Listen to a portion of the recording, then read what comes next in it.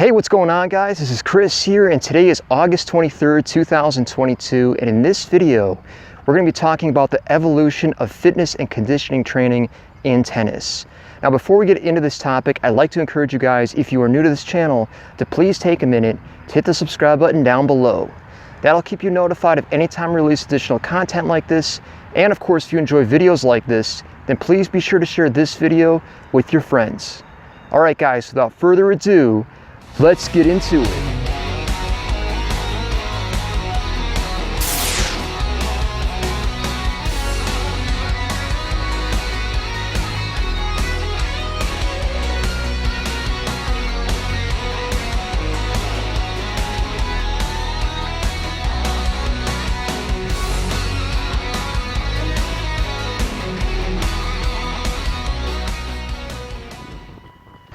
So tennis is definitely a sport that's changed a lot in terms of how athletes condition themselves for matches.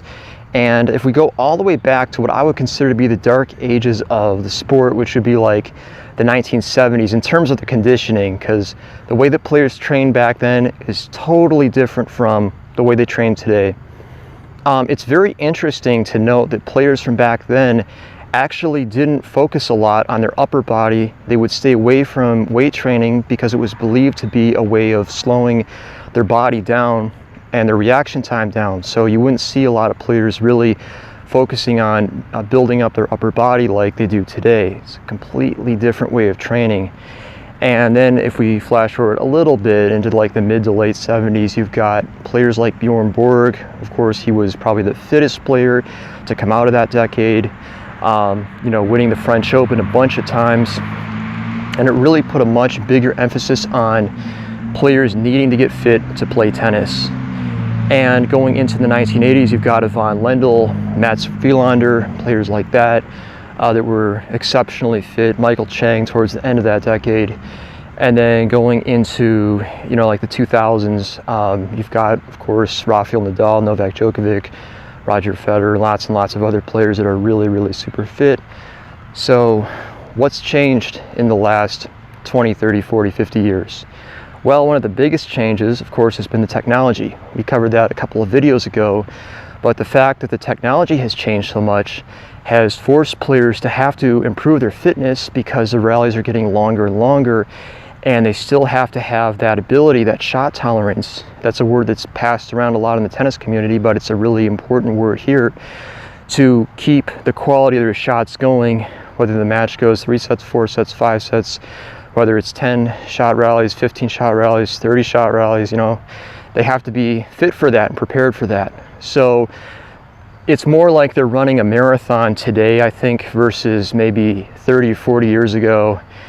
It was maybe more like a sprint, if you will. Even though they're still playing best out of 5 sets, the rallies are not as long, so what they need in terms of conditioning would be entirely different.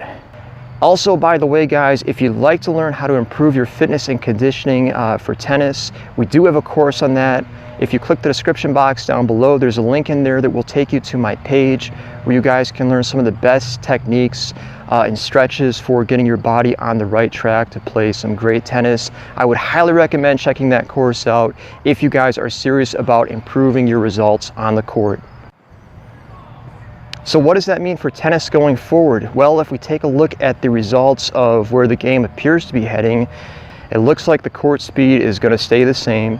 The technology is still going to favor players who are super fit, and I think that physical conditioning is going to continue to play a predominant factor in whether players will be successful at the top level, or at any level really, because you have to be fit in order to play your best tennis.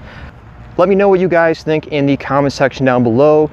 Thank you so much for watching, guys. I will see you at the next one. This is Chris, signing out.